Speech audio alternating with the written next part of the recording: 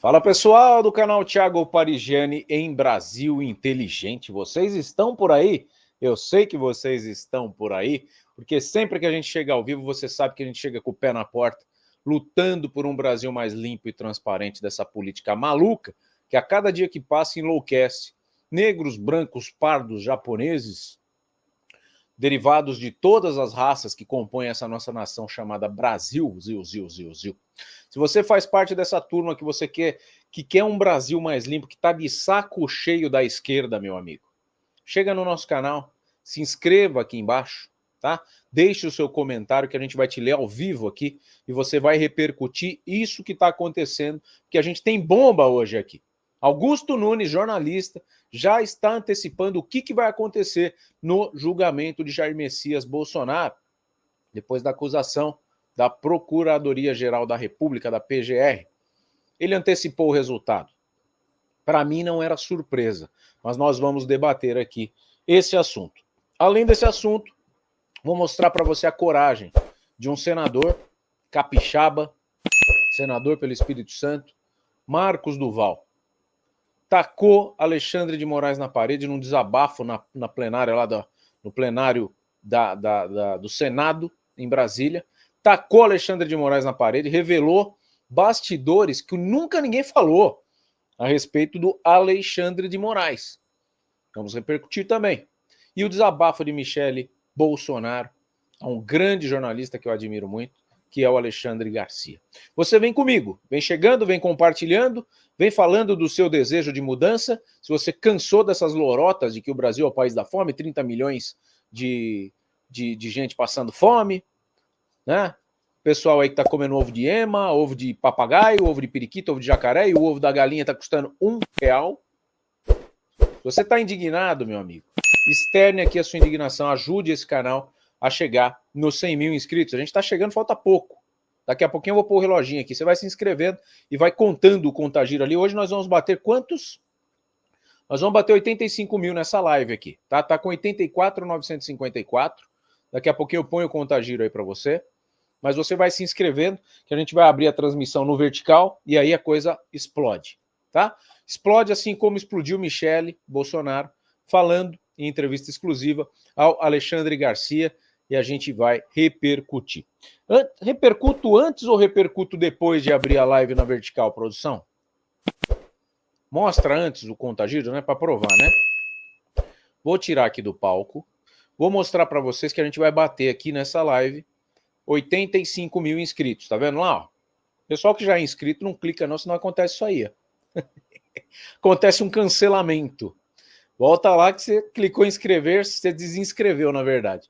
Então clica ali, que aí você se inscreve e gira o reloginho. Temos quase 100 telas aqui plugadas, a live está só começando, a gente vai tocar um papo de 1 hora aqui com vocês. A Ana Banhato já está aqui, o Theo Augusto já está aqui, o Marcos Antônio Miranda também está aqui. Não precisa ser membro, não precisa fazer superchat. Você colocou aqui a sua resposta, seu comentário, a sua reação, a sua indignação, a gente vai colocar aqui na tela, tá? Então, só para provar que a gente vai bater 85 mil nessa live aqui até o final, estamos abrindo agora a nossa transmissão vertical. A partir desse momento, as telas verticais vão se conectar aqui com o canal Thiago Parigiani em Brasil Inteligente, contagem regressiva. Sejam todos muito bem-vindos. Vocês estão aqui no canal Thiago Parigiani em Brasil Inteligente, canal jornalístico que está de saco cheio da esquerda, saco cheio das lorotas, num tal de Luiz Inácio, companheiro. E a gente vem aqui trazer as notícias que você fala assim, rapaz, como é que pode esse cara ter sido eleito, raios? O que terá acontecido? Será que caiu um para-raio? Ou será que caiu um para-choque na cabeça do mundo? O que será que aconteceste? Vamos de Michele Bolsonaro. A gente vai repercutir nessa live. Eu já falei com o pessoal da tela horizontal.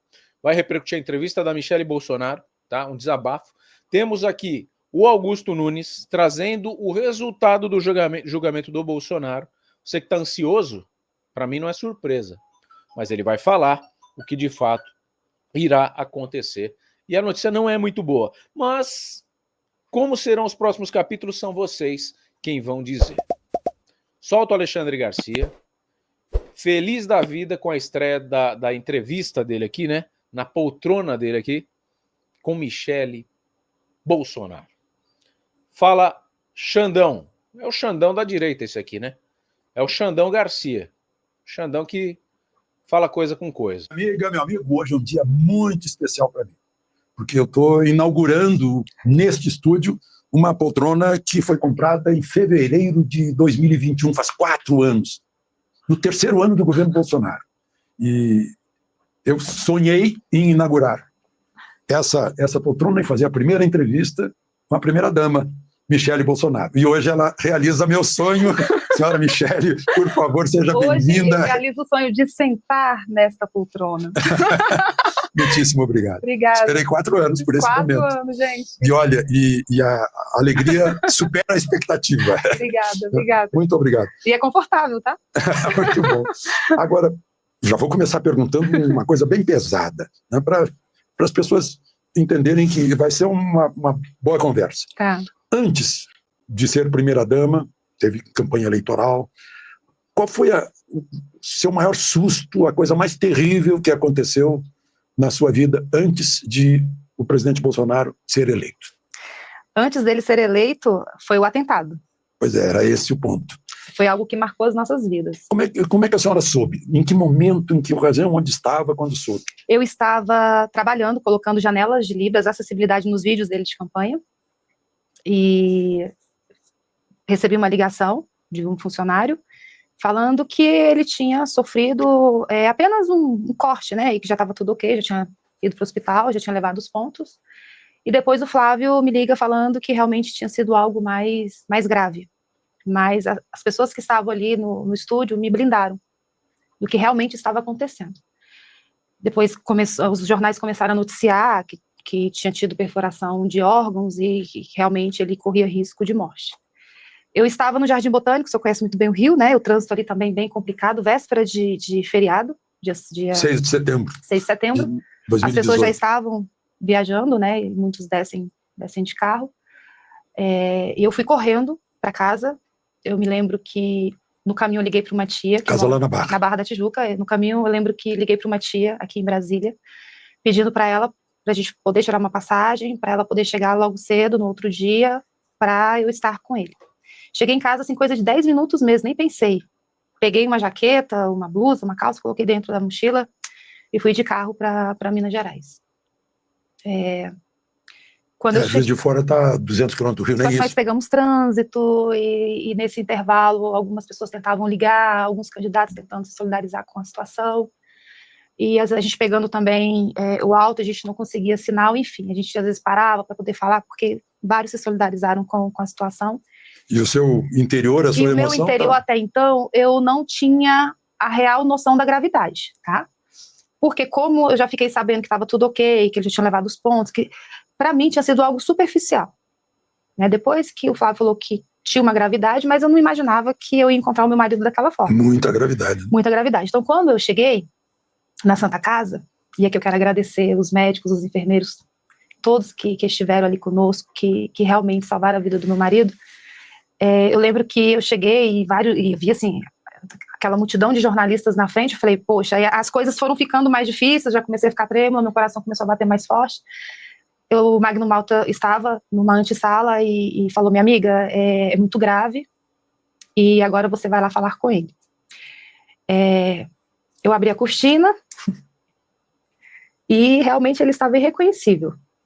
Ali foi um baque muito forte, porque ele realmente estava transfigurado. Ele tinha uma cor, perdeu muito sangue, né? Hemorragia interna, acho que quase 2 litros de sangue. E quando aí eles fecharam a cortina para eu ter aquele momento com ele, ele olhou para mim e falou, Mi, com muita dificuldade de conversar, falou, Mi, olha o que fizeram comigo. E a lágrima escorrendo, e eu peguei, passei a mão na cabeça, dei um beijo na testa dele, e ele falou, eu não tinha visto, né, porque ele estava com manta térmica, enfim, não podia mexer. E eu olhei para o teto do hospital e fiz uma oração. Falei para Deus, Senhor, eu sei que não caiu um fio da nossa cabeça e nenhuma folha da árvore sem o seu consentimento. E naquele momento, o médico já tinha falado que eles já tinham feito de tudo e que era só Deus, né?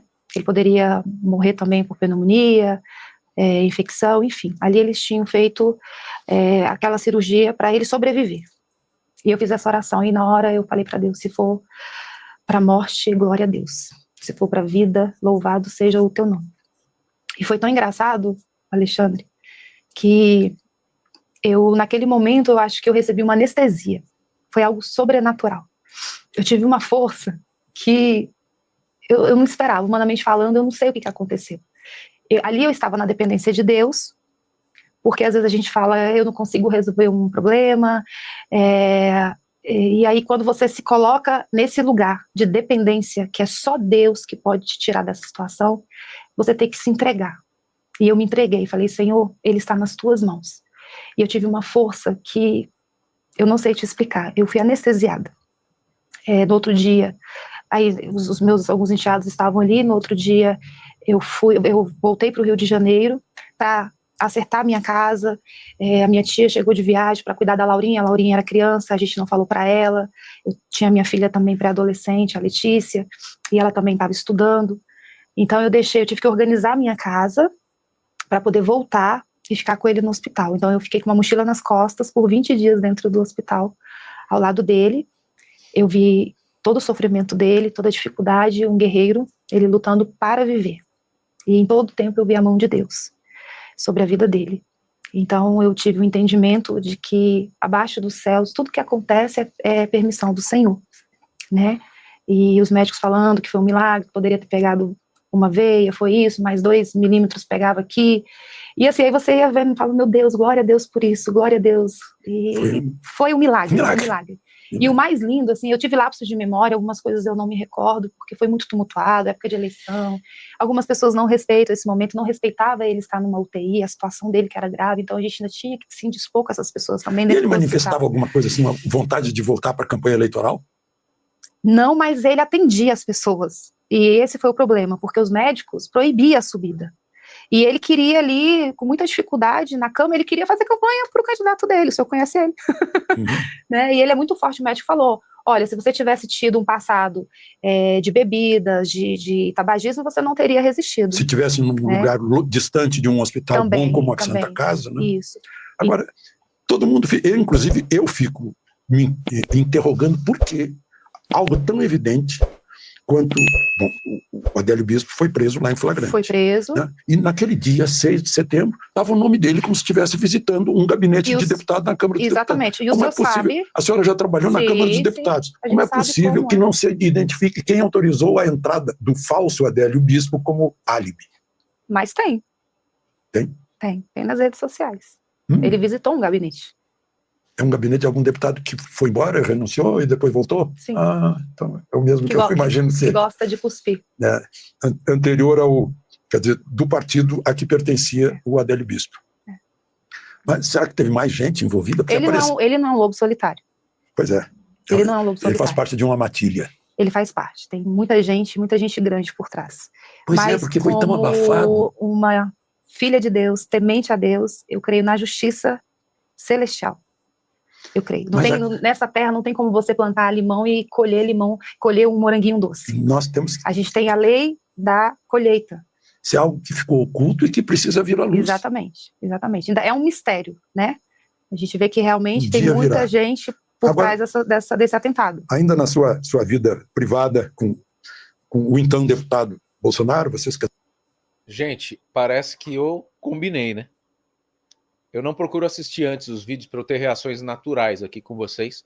Vocês que estão chegando na tela vertical, eu estou exibindo uma entrevista exclusiva do Alexandre Garcia com a ex-primeira-dama Michele Bolsonaro, onde ela traz justamente o tema que mais traz audiência nesse canal aqui, que mais traz curiosidade, e não por acaso, porque a gente descobriu que o Adélio não agiu sozinho. Graças a um vídeo onde ele cochicha pro Clenis, que é o militar, que protegeu ele ali depois da facada e acabou prendendo também ele, que ele agiu a mando de alguém. E aí me vem um recorte da entrevista da Michele com o Alexandre Garcia, onde ela falou claramente ali que ele deu entrada, né, no dia da facada, como se ele estivesse indo na Câmara dos deputados e no gabinete de um cara que adora cuspir. Quem foi o deputado que cuspiu no Jair Messias Bolsonaro quando ele era deputado também? Quem foi esse político? Digam aí vocês no chat. Digam vocês aí no chat. Eu não posso falar aqui, mas você sabe quem é. Tá aí, vocês acabaram de ver. E eu não planejei isso, porque eu queria pôr só a entrevista da Michelle, no caso agora da possível prisão do Bolsonaro, que o pessoal vai julgar, o Alexandre de Moraes, que adora o Bolsonaro, né? Tá julgando, é o relator do processo da PGR. E eu sou surpreendido pelo meu próprio canal. Por isso que vocês são sensacionais. Porque vocês se divertem tanto quanto eu aqui no meu canal, tá? Por isso que eu te peço, se inscreva. Se você tá na tela vertical, se inscreva, porque hoje a gente vai bater aqui quanto? A gente vai bater aqui 85 mil inscritos nesse canal. Tá com 84.953. Seja inscrito do canal, que aqui você só tem surpresa boa, meu amigo, tá? Não te falta nada. Eu vou dar o meu melhor. Tá aqui o pessoal falando o nome do político, tá? Tá aí, ó. A Michelle. Ela que falou aqui. Mas não falou o nome, mas falou um deputado que gosta de cuspir. E quem cuspiu no Jair Messias Bolsonaro? Não é muito difícil, né? De se lembrar. Inclusive, teve que se mudar de país depois. Foi para Portugal, se eu não me engano. Se autoexilou depois que o Bolsonaro virou presidente. Segue a entrevista? Segue a entrevista ou vamos para o Marcos Duval? Deixa o povo chegar, né? Vem chegando que a gente tem duas bombas aqui. O Marcos Duval arrancando a máscara do Moraes. Tá? O depoimento quentíssimo aqui. Acalorado do Marcos Duval. E temos também o jornalista vazando o resultado. Se o Bolsonaro vai ser condenado ou não da denúncia da PGR. Fica comigo. Não vai perder nada. Pode soltar, tá em velocidade avançada, né? A entrevista tá boa. Vai lá, Alexandre, mais 10 minutos. Apesar em 2007, né? 2007. E a senhora já fazia essa obra social que passou a fazer como primeira-dama. Quer dizer, não é uma novidade de primeira-dama. Não. Eu comecei no voluntariado. Eu vim de uma família disfuncional. Eu nasci na Ceilândia. Os meus pais separaram. Para quem não sabe, Ceilândia é uma cidade satélite. Aqui faz parte dos arrabaldes de Brasília. É uma das maiores cidades, né? E os meus pais se separaram, eu tinha 4 anos de idade. Nós não passamos fome, mas nós passamos muita dificuldade. E o maior desafio... Vendeu laranja, trabalhando no supermercado, em 2 supermercados. Tenho muito orgulho disso. Fui muito atacada como primeira-dama. Uma caixa. Eu nunca fui caixa, também não tenho nada contra. Meu sonho era até ser a patinadora ali, né? Que resolvia os problemas dos caixas. Mas eu fui muito atacada porque eu não tenho nível superior. Eu terminei o meu 2º grau. Mas fez um curso de sommelier, entende de vinho. Pela ABS, Associação Brasileira de Sommeliers. Então eu nasci na cidade de satélite. A gente passou muita dificuldade. Minha mãe era dona de casa, depois teve que começar a fazer faxina. E eu não queria ser... eu não queria dar continuidade, né? Ver que aquilo ia perpetuar, como eu via nos meus primos, nas minhas tias, aquela vida. Eu queria trabalhar, eu queria ter as minhas coisas, né? E eu também não queria ceder ao tráfico, porque ali eu cresci e vi muitos amigos, claro, alguns conseguiram se formar, alguns são policiais, mas a grande maioria morreram por conta do tráfico. E não era só meninos, nós tínhamos meninas também. E eu não queria ter essa vida. Ou seja, a futura primeira-dama descobriu, já conhecia uma realidade triste desse país. Triste. Então, com 10 anos de idade, eu comecei a vender laranja no sinal da feira da Ceilândia, onde tinha a antiga Caixa Econômica Federal. Eu vendia laranja, recebi umas moedas, eu não tenho... ganhar um dinheirão hoje. Pois é. A laranja tá tão cara.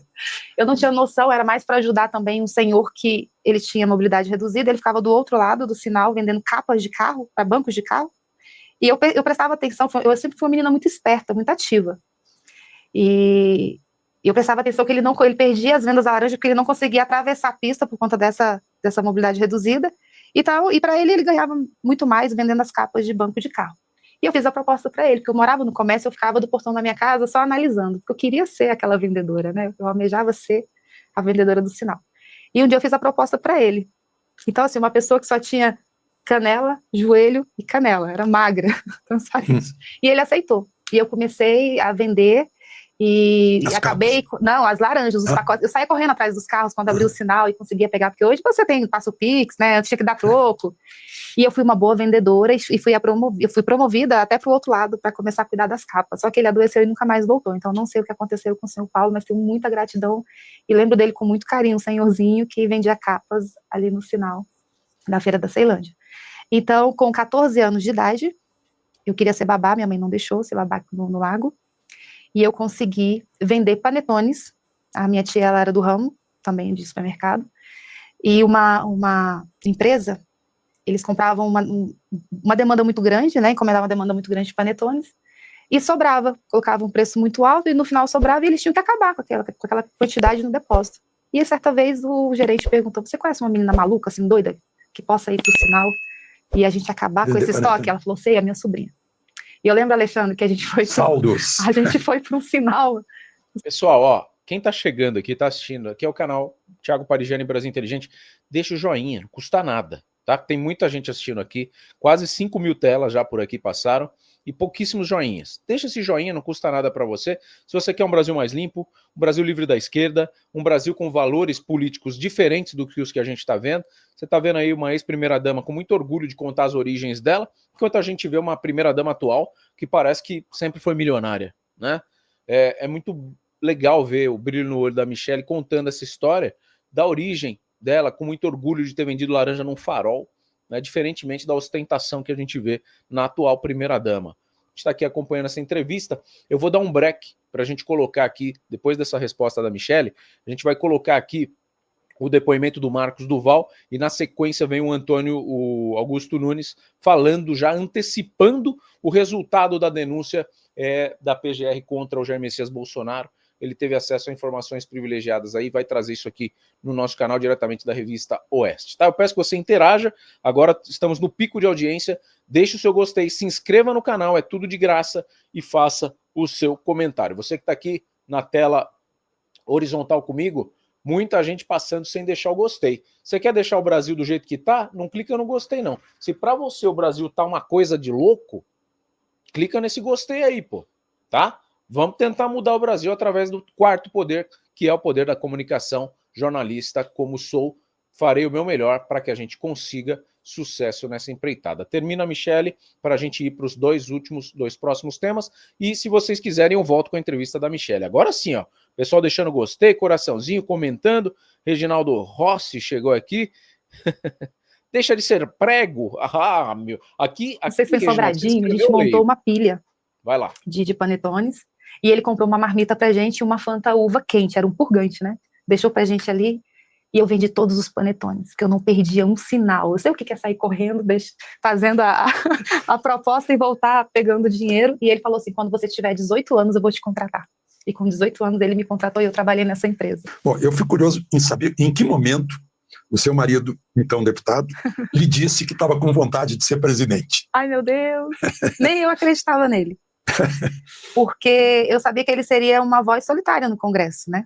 E foi durante muitos anos. Ele, justamente por ele ter sido por muitos anos. Mas o Jair, eu não sei se o senhor é igual. Quando ele fala que está pensando em fazer alguma coisa, ele já fez. O senhor se identifica? Eu entendo. Vou perguntar para a Magda. Então, quando ele falava assim, jogava por alto, uma andorinha só não faz verão, as coisas não estão acontecendo, 28 anos no Congresso, as coisas têm que mudar. Eu falei, ele está arrumando alguma coisa. O Onyx Lorenzoni me disse que foi o primeiro a acreditar nele lá no Congresso. Ah, deve ter sido.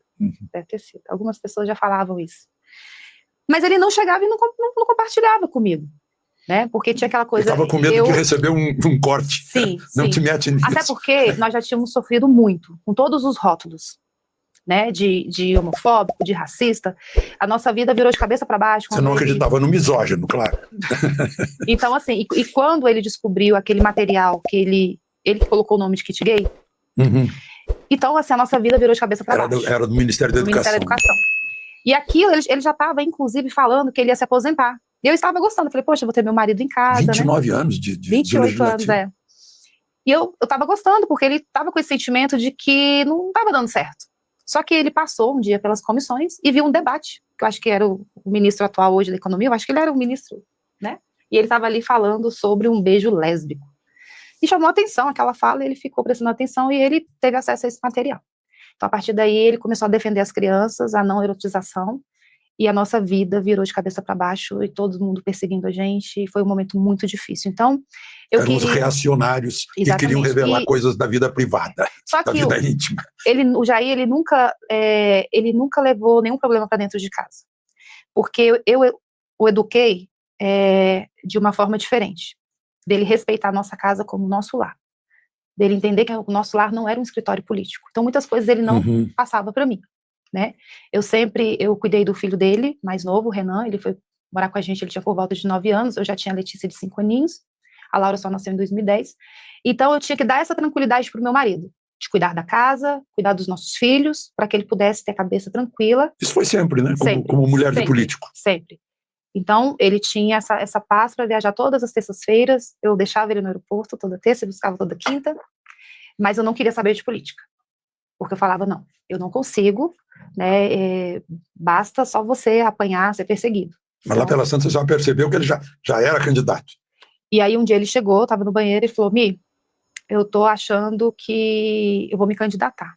Aí eu falei, você tá maluco, porque se você ganhar, você não vai conseguir governar. Ali realmente eu fui uma mulher de pouquíssima fé. Eu não acreditei no meu marido. Mas tinha uma visão Só do que ele era já a estava oposição. viajando e já estava sendo recebido com aqueles movimentos grandiosos nos aeroportos. Eu não estava vendo isso. Eu acho que os políticos, em geral, não viram isso porque não também, tinha se WhatsApp, surpreenderam. na época a gente não tinha veículos de comunicação. E eram né? só jovens. Era só jovens que iam para os Isso. aeroportos. Então ele já tinha tomado uma proporção, ali o movimento já tinha crescido e eu não estava sabendo que ele estava tão famoso nos aeroportos, nas chegadas nos estados. Muito bom. É muito bom. A gente vai parar aqui, mas a gente vai retomar essa entrevista ao final da live, tá? Então eu peço que você que chegou agora, tá? Você que está comigo aqui nessa live, você que quer um Brasil limpo e transparente, como essa entrevista da Michele Bolsonaro, tá? E pera aí que eu já vou te responder, tá, Edilene Vida? Já vou explicar o que é esse QR Code que tá aqui em cima para você saber o que você está falando. A gente está aqui numa missão hoje, tá? Essa missão é de tornar o Brasil mais limpo. Para tornar o Brasil mais limpo, o que eu estou pedindo para você é simplesmente uma interação num conteúdo onde você vai apoiar um canal de direita. Eu não tenho vergonha nenhuma em me posicionar politicamente. Tá? E eu posso sim fazer isso, porque acima do meu jornalismo está a minha pessoa. E eu sou bem tranquilo com isso, porque você está vendo aí na tela, você que está aqui na vertical comigo, eu vou colocar para você saber o que é isso. Você está vendo um canal que tem 4 meses, tá, de conteúdo se transformando num canal de 100 mil inscritos. É isso aqui que você está vendo. Então, se você está aqui na tela vertical comigo, que eu estou mostrando agora para o pessoal aqui, e se você está na tela horizontal aqui comigo, que eu estou olhando para você agora, você clique no inscrever-se, porque é assim que você ajuda esse canal representar a sua ideologia de direita, tá? Você que está cansado desse papo furado do PT, falar que o Brasil é o país da fome, da miséria, que tem 30 milhões de gente passando fome aqui, 30 milhões de pessoas, você transforma o Brasil através disso. O canal te dá voz. Você tem um canal no YouTube para poder se posicionar? Você sabe fazer isso aqui acontecer? Você tem uma estrutura de estúdio como a gente teve que ter para fazer? Não. Então é isso que a gente fala. Você apoia o canal gratuitamente fazendo isso, se inscrevendo, e a gente vai bater aqui ao vivo hoje com muita honra e glória 85 mil inscritos em 5 meses que a gente está aqui trabalhando nisso. Você está vendo que tem uma placa aqui atrás, você que não está vendo no vertical, está aqui, ó. Essa placa é a placa dos 100 mil do meu outro canal, que é um canal de luta por aposentados, que é outra categoria que só se lasca aqui nesse Brasil. E você que está aqui comigo na vertical, está vendo aqui também a minha placa. Né, eu me tirei da tela. Você está vendo agora a plaquinha aqui, ó. Então, eu já tenho. E os canais só começam a acontecer depois que isso aqui acontece. Você ganha um canal oficial, fica oficializado ali. Né? Então, o que a gente pede para você é que se inscreva, ative o sininho das notificações, deixe o seu gostei, faça seu comentário, ó. Não precisa pagar.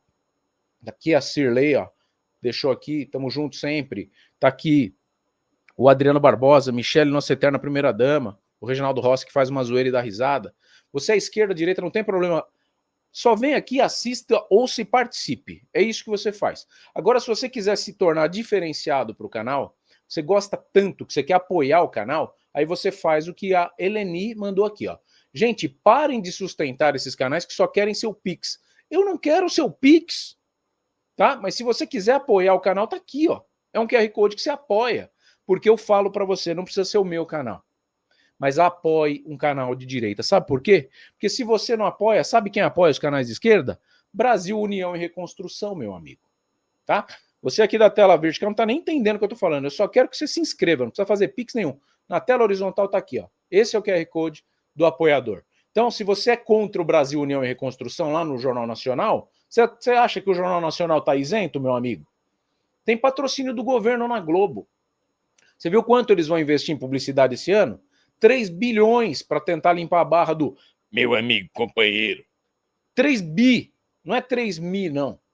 É muita grana para fazer coisa ruim parecer boa. É muita grana. Então é por isso que eu falo aqui, tá, Edilene Vida. Não leva por esse lado. Deve ser a primeira vez que você está aqui. E eu te perdoo pela sua colocação. Só que coloque coisas pertinentes, porque isso não é pertinente. Então tá aqui, ó, o canal batendo ali 970, daqui a pouquinho mais 30 inscritos, a gente vai bater os 85 mil e comemorar juntos, mas sem enrolação. Vamos aqui para o depoimento que aconteceu ontem no Senado Federal. Marcos Duval, tá, subiu ali e rasgou, meu amigo, verdades que estavam ocultas. E aí tem gente que fala do pendrive laranja do Marcos Duval, eu sei, tem toda a razão, eu já li aqui o comentário. Mas ontem o Marcos Duval, ele falou aqui que desafiou o sistema e falou para o ministro pegar pessoalmente o passaporte da mão dele. Será que foi isso mesmo? Deixa eu acelerar um pouquinho para não ficar aquele negócio arrastado. Ele já fala um pouco rápido, mas eu ponho em 1,25, que aí fica mais fácil. Fala, Marcos Duval, o que você veio fazer aí no púlpito do Senado Federal? Tá grampeando um monte de papel lá. Grampos, dá uma Obrigado, risadinha. presidente. Eu quero aqui dar as boas-vindas para o nosso grande líder, senador Álvaro Dias, que estava aqui agora no plenário. Bom, presidente, eu quero mostrar isso para o Brasil. Hoje saiu essa matéria nos jornais e faço questão que todos vejam, dizendo o seguinte: STF rejeita por unanimidade novo recurso de Marcos Duval, do Senado Federal, e mantém o bloqueio do passaporte diplomático. O Supremo Tribunal Federal rejeitou mais um recurso do senador Marcos Duval, do Senado Federal, não é da pessoa do Marcos Duval. Quem fez o recurso é o setor responsável em defender os senadores. Contra a decisão do ministro Alexandre de Moraes, que determinou a apreensão do seu passaporte. Venha, ministro, pegar meu passaporte. Suspender é coisa de covarde. Vem aqui e pegue comigo, na minha mão. Está aqui. A primeira turma do STF, composta, claro, pelos ministros Luiz Fux, Flávio Dino, Cristiano Zanin e Carmen Lúcia, acompanhou Moraes e manteve por unanimidade o bloqueio do passaporte do senador. Qual o processo que eu estou respondendo? A PGR me denunciou em alguma coisa criminal? Eu não estou sabendo. Eu estou no meu devido processo legal? Direito de defesa? Não estou sabendo. Simplesmente uma decisão para impedir o meu trabalho junto ao Marco Rubio. Só que esqueceu que nós temos outros meios de continuar o trabalho. E aqui, eu continuo dizendo o seguinte: violação jurídica internacional do bloqueio do meu passaporte. Mas antes, quero dizer que mesmo bloqueando meu passaporte, Marco Rubio mandou para o Brasil um assessor dele. Eu entreguei 13 mil páginas de documentos de crimes do Alexandre de Moraes e da Suprema Corte. E a defesa dos parlamentares, dos deputados federais, jornalistas, influenciadores, estão aqui 13 mil páginas para completar ao que nós já vínhamos fazendo desde 2023. Antes que eu termine de ler, também apresentar para vocês o seguinte: fiz uma denúncia ontem formal, denúncia de perseguição política ao senador Marcos Duval, violação de direitos humanos, com impacto direto à cidadã americana. Não vou dizer o nome, mas a minha filha é cidadã americana. Ela nasceu nos Estados Unidos. Ela não teve o green card, depois teve o passaporte. Ela, por ter nascido nos Estados Unidos, a lei americana dá ao direito de quem só nasce nos Estados Unidos até chegar à presidência da República dos Estados Unidos. Então, o tratamento é totalmente diferente. E como ele suspendeu meu salário, suspendeu a indenização do gabinete, a censura e tudo mais, vocês acham que a minha filha não sofreu consequências e ainda não sofre consequências porque eu tenho que alimentá-la? Tem uma faculdade que ela estava fazendo. Então, ele simplesmente violou os direitos de uma cidadã americana. E eu fiz a denúncia para que ele também responda pelos mesmos crimes que foi apresentado por uma outra cidadã com dupla cidadania, americana e brasileira. A denúncia foi entregue diretamente para o assessor do secretário de Estado do governo dos Estados Unidos, Marco Rubio, para que ele responda por crime de Global Magnitsky Human Rights, que é aquela morte financeira e o cancelamento do passaporte. Seção 7.031 do Departamento de Estado, que impede a concessão de vistos a indivíduos responsáveis por perseguição política e violações de direitos humanos. Perseguição política, Alexandre de Moraes, é crime contra a humanidade. Saiba, você, que perseguição política é crime contra a humanidade. Não é só botar as pessoas no paradão e fuzilar, e nem botar numa câmara de gás. Perseguição política é crime contra a humanidade. E o que vocês fizeram hoje, vocês todos, os ministros que aqui eu li, cometeram um crime. Dá só um break para mim aqui, tá? Se você está achando pertinente o que o Marcos Duval está levando ali para o púlpito do Senado Federal, se inscreva no nosso canal, deixe o seu comentário. A gente está ao vivo, tá? Esse canal aqui hoje está comemorando, está em festa. É um canal que está lutando pela volta da direita no poder. Ah, mas a direita vai ser a ditadura de novo. Vai ser o cacete. Ditadura é o que a gente está vivendo, ditadura da toga. O Moraes pedindo para prender o passaporte do Eduardo Bolsonaro, a troco de quê? A troco do bom relacionamento que ele tem com o Trump? Agora está pedindo a prisão do passaporte do Marcos Duval, que eu nem sabia que tem uma filha americana. Então se inscreva no canal, gente. A gente vai bater junto 85 mil para combater esse tipo de situação ditatorial que o Brasil está atravessando. Ah, eu não gosto do Bolsonaro. Então você gosta do Lula. É o melhor que tem para hoje, o melhor que tem para o Brasil, o melhor administrador desse país aqui se chama Luiz Inácio Lula da Silva. É isso. Então é isso que você está falando. Então, se não é isso que você pensa, se inscreva no canal, deixa aqui o seu comentário que eu vou ler. Tá? Eu vou ler. Então segue o Marcos Duval. A gente está num pico de audiência. A gente vai bater, não sei nem se bateu já, mas vai bater 85 mil aqui. E esse canal tem só 5 meses de vida. Então isso é um grito desesperado da direita que não aguenta mais esse papo bonito, esse bico doce do Luiz Inácio, que fala tudo que o povo gosta de ouvir, mas não aplica M nenhuma. Tá aí o ovo a R$1 cada um. E ele falando que come ovo de ema, que nem pode, pelo Ibama. É um absurdo. É um senil no poder. Nós temos o Biden brasileiro no poder. Então isso tem que mudar. Se você pensa como eu, me ajude a mudar, usando esse canal como forma de você fazer a sua manifestação política, democrática, ninguém tem o direito de calar sua boca, né? E nos ajude a bater os 100 mil inscritos nesse canal, que está revolucionando aqui no YouTube, trazendo as opiniões jornalísticas, sim, porém eu não tenho problema nenhum em enviesar, porque aqui não estou patrocinado pelo governo.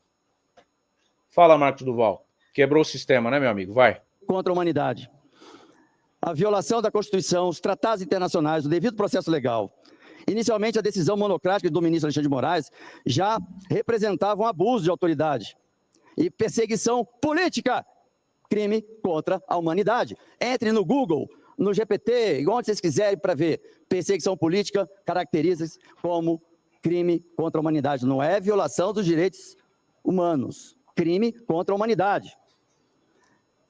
E aí vai, com a confirmação unânime do colegiado, agora, com a confirmação unânime pelo colegiado da Suprema Corte, a ilegalidade não apenas se mantém, mas se agrava, pois se transforma em um consenso institucionalizado dentro do judiciário, usando o judiciário como uma ferramenta política. Essa conivência de mais ministros com uma decisão arbitrária torna o caso ainda mais grave, pois mostra que não se trata de um ato isolado de um ministro, mas de um movimento sistemático dentro da Corte para restringir direitos fundamentais de um parlamentar opositor, comprometendo a separação dos poderes e o Estado democrático de direito. Davi Alcolumbre, presidente do Senado, eu peço que paute logo a petição apresentada por 42 senadores pedindo para a queda de todas as liminares, que o Pacheco se acovardou para pautar. Crimes e violações cometidos com bloqueio do passaporte diplomático. Violação da Constituição Federal, artigo 53. Artigo 5º, artigo 2º, fala da separação dos poderes. Violação, o STF ao compactuar com uma decisão monocrática ilegítima, assume uma postura de abuso institucional, interferindo diretamente aqui no Legislativo. Tratados internacionais, convenções de Viena sobre relações diplomáticas. O Brasil, como signatário, deve garantir a liberdade de locomoção de representantes diplomáticos e parlamentares em missões oficiais. Violação, a restrição arbitrária do passaporte afeta diretamente a capacidade do senador de exercer suas funções legislativas e internacionais. Cadê nós, parlamentares? Bora! Que prostração é essa? Que covardia é essa? Medo de 11? Nós somos em mais de quase 600 no Congresso, com medinho de 11. Eu não tenho medo. Vocês violaram, fiz a denúncia para um órgão internacional, para um americano que tem a permissão de fazer o julgamento de vocês lá nos Estados Unidos. Pacto Internacional sobre Direitos Civis e Políticos da ONU, outra violação. Artigo 12, a liberdade de locomoção. Toda pessoa terá o direito de sair livremente a qualquer país, inclusive do seu próprio. Eu fui, PGR, eu pergunto, tem alguma denúncia contra mim? Porque eu não fui notificado até agora. Eu não estou tendo conhecimento de absolutamente nenhuma denúncia. Até sobre o dia 8 de janeiro, que disseram que eu poderia ter tido envolvimento, nem nos 30 e poucos nomes que saíram, não saíram o meu. Convenção Americana sobre Direitos Humanos, Pacto de São José. O artigo 22, direito de circular livremente. Toda pessoa que se ache legalmente no território do Estado tem o direito de circular e por ele sair livremente. Violação, bloqueio de um passaporte diplomático sem processo legal válido, fere princípios essenciais da Convenção. Vocês estão ferindo, vocês são os golpistas aqui do Brasil.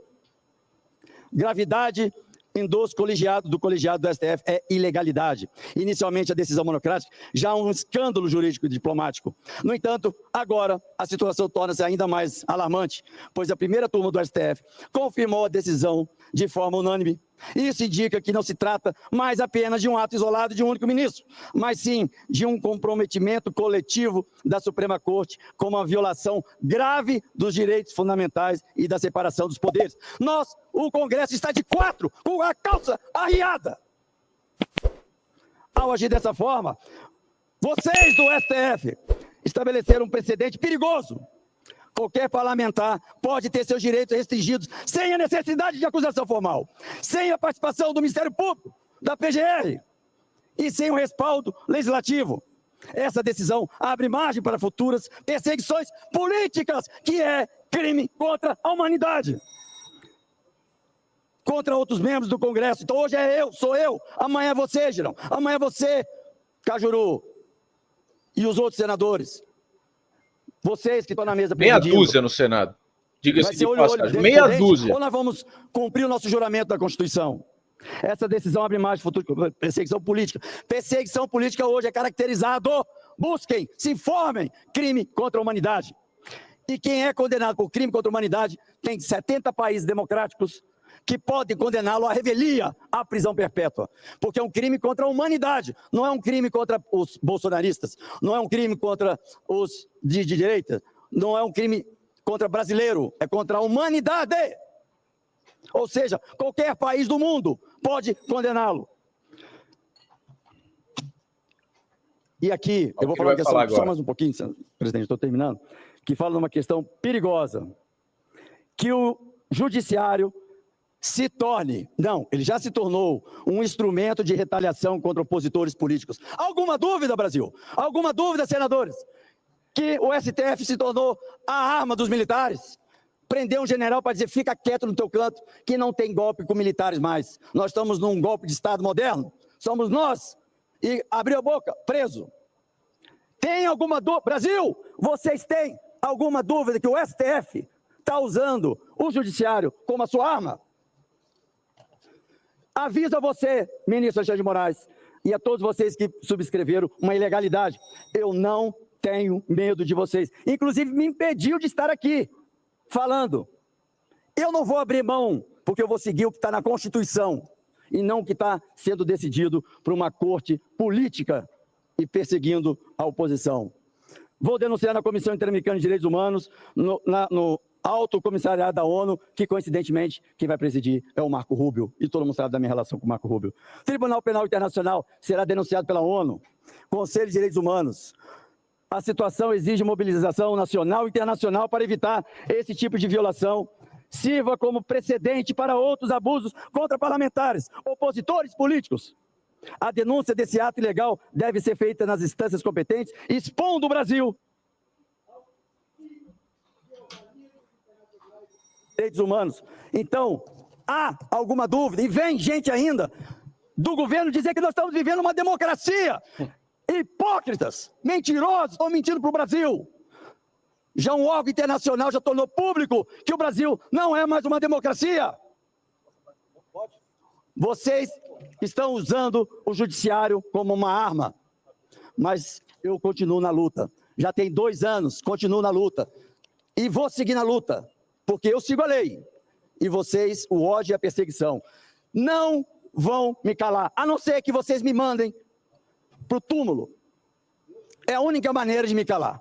Fora isso, esquecem, porque além de eu ter bons parlamentares que estão nessa luta também, eu tenho agora, porque eu fiz a denúncia, e o governo americano tem lei para quem viola direitos humanos e crimes contra a humanidade para ser julgado nas cortes americanas. Você, Alexandre, vai ter uma vida que você vai colher o que você plantou. É isso que eu tenho para dizer. E a minha família, não vamos recuar. Eu sei que vocês estão sofrendo, eu sei que não está sendo fácil para vocês, mas não vamos recuar. Até o plano de saúde que eu pago para minha mãe, ele reteu, enquanto a minha mãe está fazendo tratamento de câncer, que todo mundo aqui sabe.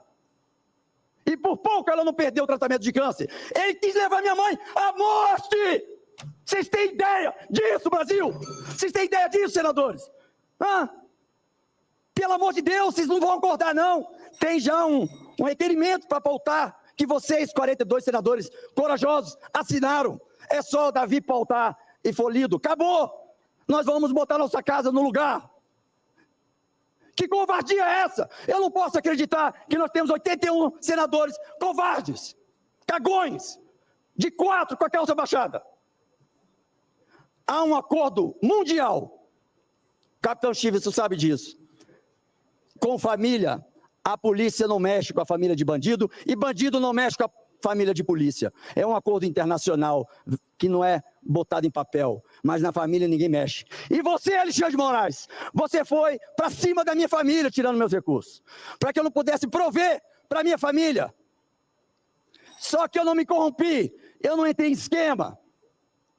E você já vai começar a pagar o preço dessa sua prepotência, desse seu ódio, e é claro que o mundo já viu as suas violações e crimes contra a Constituição. E eu peço aos senadores, vamos pedir ao Davi para que paute, pelo menos, a derrubada das decisões monocráticas, e assim a gente começa a mostrar que nós não estamos estagnados.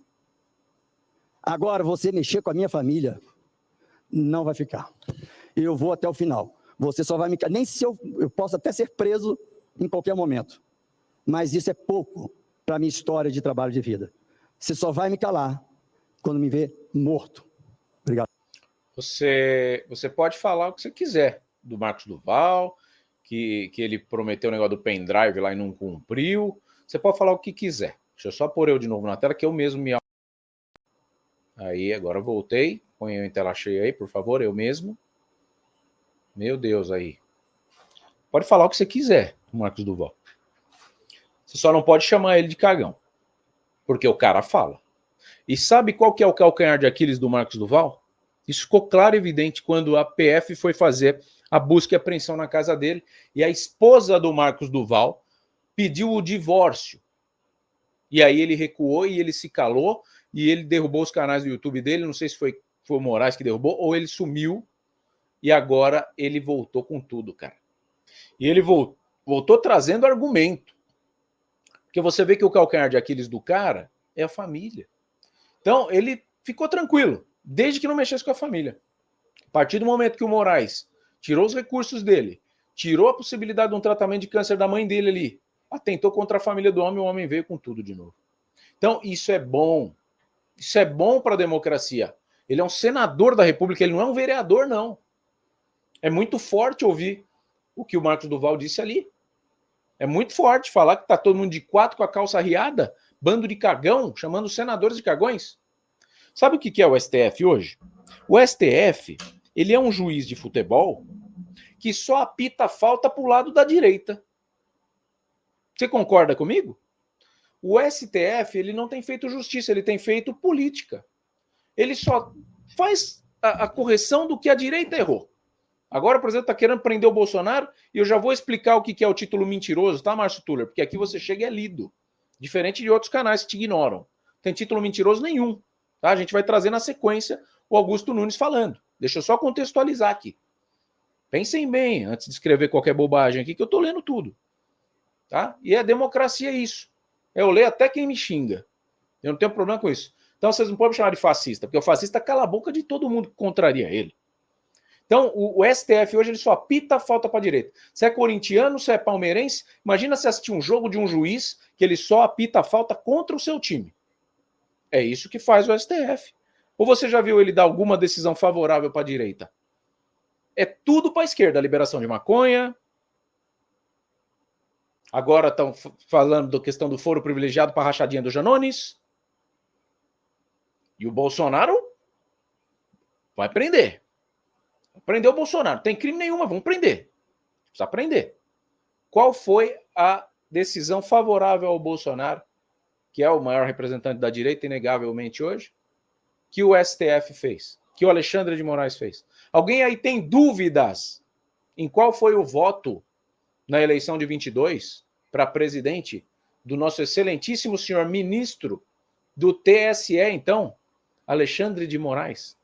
O ministro do Tribunal Superior Eleitoral. É a mesma coisa que eu perguntar para você assim: você sabe para qual time torce o presidente da CBF?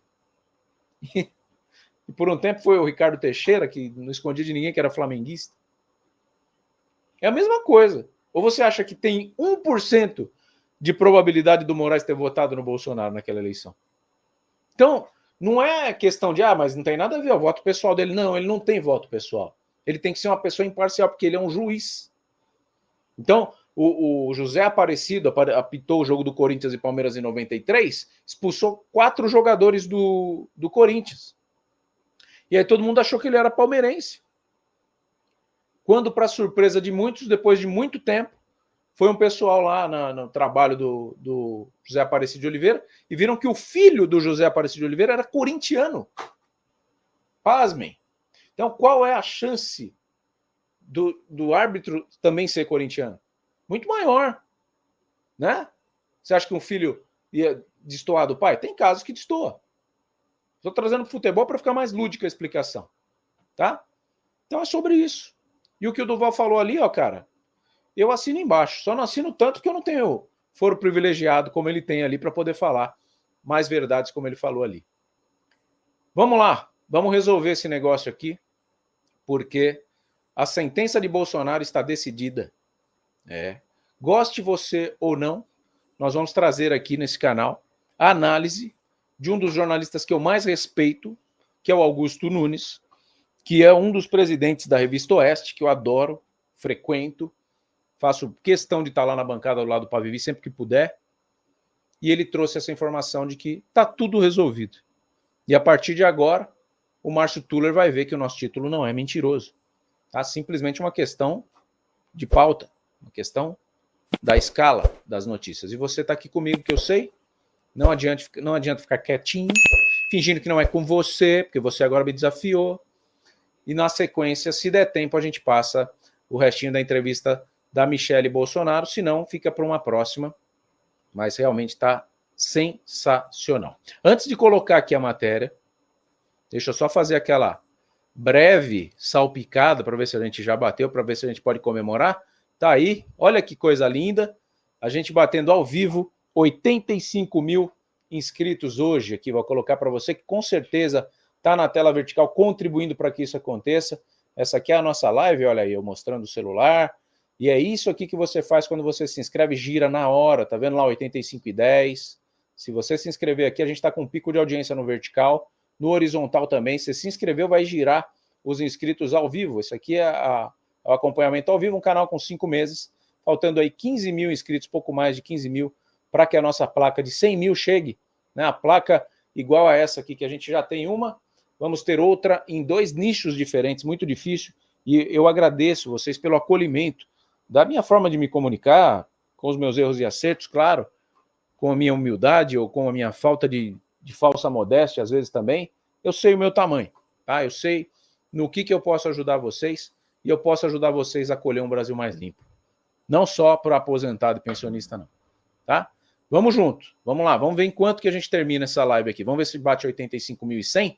Já pensou? Solta o leão, Augusto Nunes, falando antecipadamente qual será a sentença de Jair Messias Bolsonaro na denúncia oferecida pela Procuradoria-Geral da República, PGR.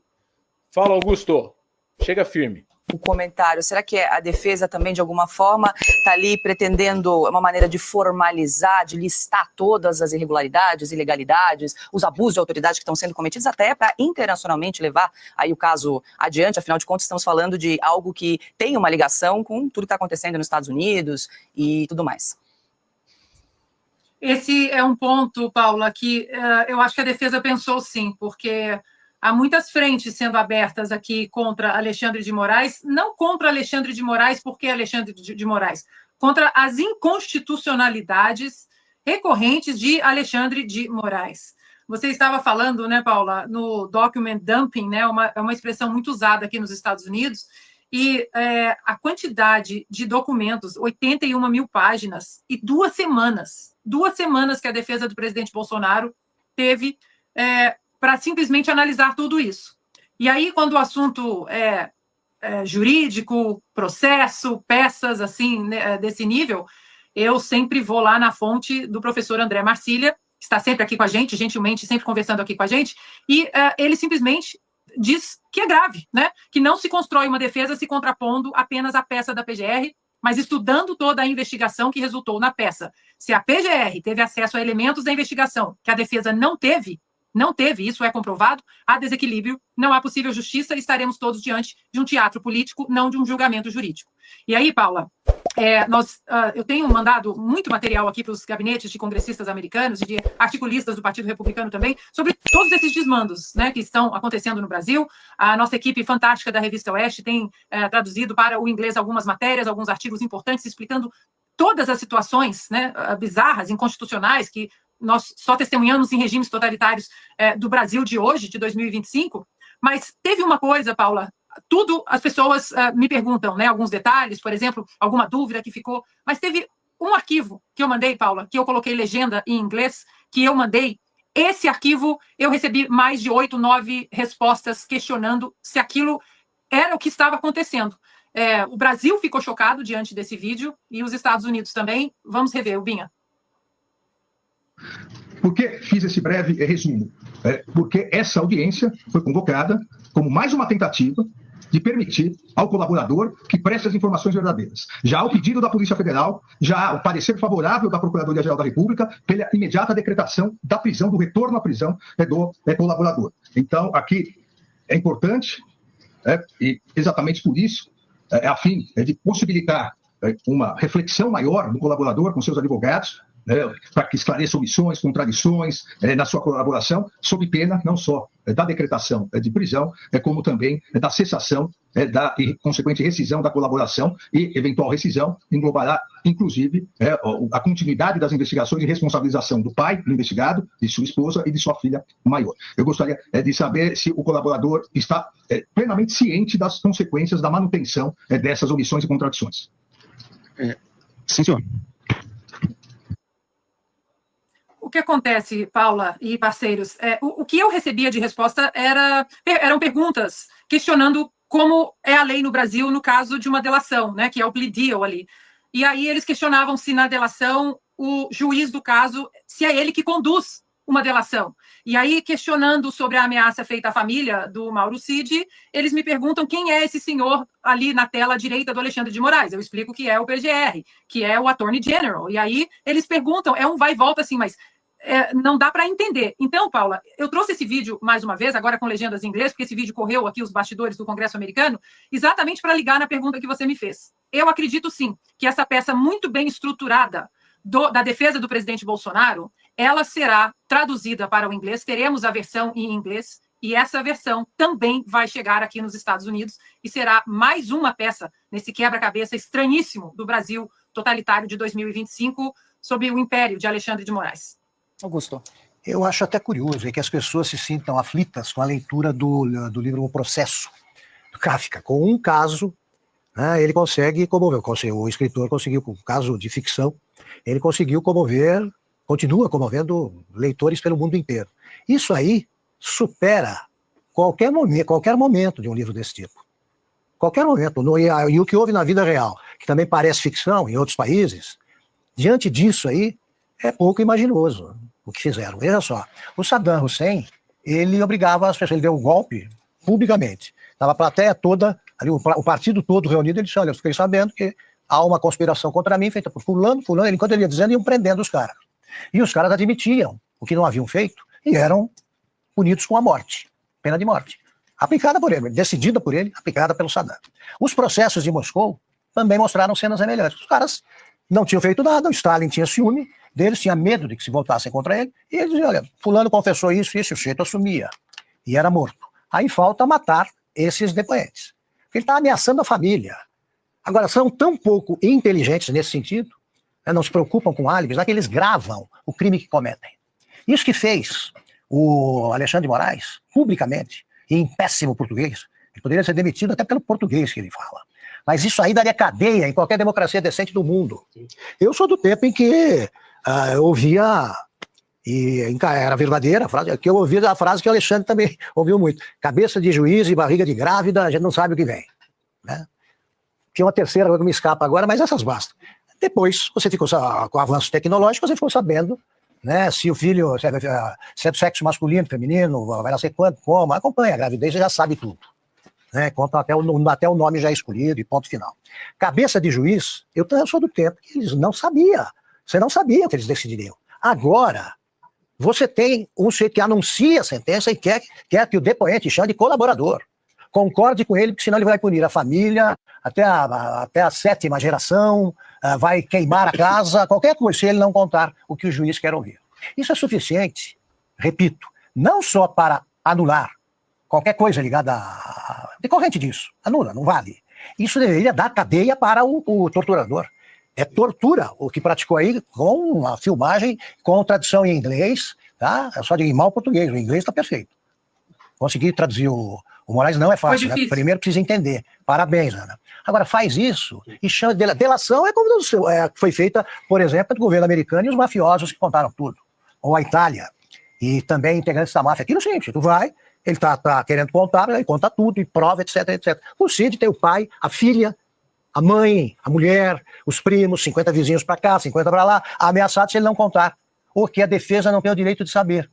E aí você faz esse trabalho sujo, com o tempo você faz por tempo indeterminado, você fica meses reunindo provas que não provam nada, e depois você dá um prazo de 15 dias para que o defensor do inocente tente entender o que foi reunido contra ele. Isso aí nunca aconteceu no Brasil, está acontecendo agora. Não aconteceu na ditadura do AI-5. Agora, o caso, o artigo do Alexandre, olha, você é um craque, mas você continua me impressionando sempre aí pelo talento e pela visão correta das coisas. Temos aí os Rubens Paiva à espera de menções em jornal, não precisa de filme, não. Não precisa de filme. O Clezão bastaria ter o nome citado pelo jornal. Eu fiz questão de olhar com lupa todas as retrospectivas publicadas no ano da morte dele. Não mencionam o nome do Clezão. O Clezão não morreu para a imprensa estatizada. Nem isso eles contam. Eles não têm coragem de dizer que a sentença do Bolsonaro está decidida. Todos serão condenados por militantes. Por militantes. Até o Flávio Dino, que aparece em palanque, acusando o Bolsonaro de culpado por coisas que não fez. Imagine agora com uma delação dessas nas mãos. Então, a gente não precisa, a gente deve tratar dos casos do passado, mas não tem o direito de abrir a boca sobre isso e falar sobre regime democrático os que esquecem os Rubens Paiva do presente. Tá aí. Você que tá achando que o título era mentiroso, você que tá achando que o título era mentiroso, aí, ó, Márcio Tuller, você ouviu com todas as letras. Jornalista Augusto Nunes, Revista Oeste. Sentença está decretada. Só não enxerga quem não quer. Né? Só não enxerga quem não quer. Vamos para a gente finalizar aqui. Agradecer demais vocês aqui, ó. 85 mil era a meta de hoje. Deixa eu colocar aí o grandão aqui, vai ficar legal. Batemos 85.026 inscritos nesse canal. Abrace um canal de direita. Se você está achando que está rolando uma patifaria, tá? É o STF fazendo justiça ou fazendo política? Me responde aí no chat. Você que não está gostando do que está vendo, vamos mobilizar. Ah, é dia 16 de março vai gente para a rua reclamar do Bolsonaro. Se vai, eu não sei. Pode ser um tiro no pé essa sentença, pode ser a segunda facada no Bolsonaro. O Bolsonaro pode virar um mártir, porque ele está sendo preso sem crime. Tem crime. Ah, mas ele planejou. Cara, então sai prendendo todo mundo que planejou crime, vai faltar presídio aqui. Ah, ele planejou matar o Lula. É, tem prova disso? Mas ele planejou, ele falou, eu mato esse Lula. O Lula já falou que queria ferrar o Sérgio Moro. Então tem que prender o Lula também. Você que está no vertical, quiser ficar inscrito, vai rodar na hora ali. Ó. Tá? É assim que você apoia um Brasil endireitado. Um Brasil diferente do que a gente está vendo. Um Brasil sem juízes que escolhem um lado para apitar o jogo. Não pode ser assim. Tá? Agradeço demais vocês, Márcio Tuller, pela crítica, Genoveva brasileiro, gostei, essa ditadura da toga tem que acabar, Eliane Maria Birá Guimarães, Fernando Quintela, vocês são sensacionais, tá? Quem puder, faça o Pix de apoio ao canal, você faz o Pix aqui, ó. Tem muita gente que manda 22 centavos, pô, ajuda bastante, vota 22, né? Tem gente que manda 13, só para me provocar também, manda 13 reais, manda 22 reais, a gente entende por ali o voto de vocês. Vocês, na verdade, quando fazem esse Pix, vocês validam o canal, o YouTube recomenda ele muito mais, e vocês falam, esse canal é um canal que fala o que eu penso. Só que eu não tenho um canal para me expressar, então vou usar o canal do Thiago Parigiani para isso, tá bom? Podem contar comigo, sou jornalista de formação, mas antes de mais nada, acho que o nosso Brasil não pode ser resumido a uma gestão de esquerda mais. Não dá mais para ser assim. A gente tem um potencial imenso de ser uma França, de ser uma Itália, de ser um Estados Unidos, na mão do Trump, claro, fluindo, bombando, economia pujante, recursos naturais infindáveis. Nós somos o país do futuro. Muita gente vem aqui comprar nosso pulmão, que é a Amazônia, paga um impostinho michuruco para poder livrar a barra deles. Aí a China faz isso, a Rússia faz isso, e vende muito barato. Chegou a hora de se valorizar. Vem aqui falar que o Brasil é pequenininho graças aos nossos governantes atuais. Isso que é pequeno no nosso país. Tá bom? Vocês são sensacionais. Estejam sempre conosco. Vai ser uma honra sempre trazer esse conteúdo para vocês. E é sempre com muito prazer que a gente vai chegar e vai trazer uma segunda placa aqui para mostrar que você aí do outro lado quer também um Brasil mais limpo. Um Brasil transparente. Um Brasil que não só fala bonito, mas que tem atitudes bonitas para com os seus pupilos, os seus plebeus, porque isso aqui é uma monarquia velada. Né? E aí vai o bico doce do Lula lá falar bonito, que é uma beleza. E aí todo mundo fala, mas tá vendo como ele fala bonito, Reich? Você como que critica um homem tão bondoso? Porque na prática não faz nada. Tá bom? Fiquem todos com Deus. Falei demais hoje. Se estamos aqui por você, esteja sempre aí por nós. Não saia daqui sem deixar o seu gostei, seu compartilhamento, seu comentário e principalmente de se inscrever aqui no canal Thiago Parigiani em Brasil Inteligente. Valeu, até a próxima.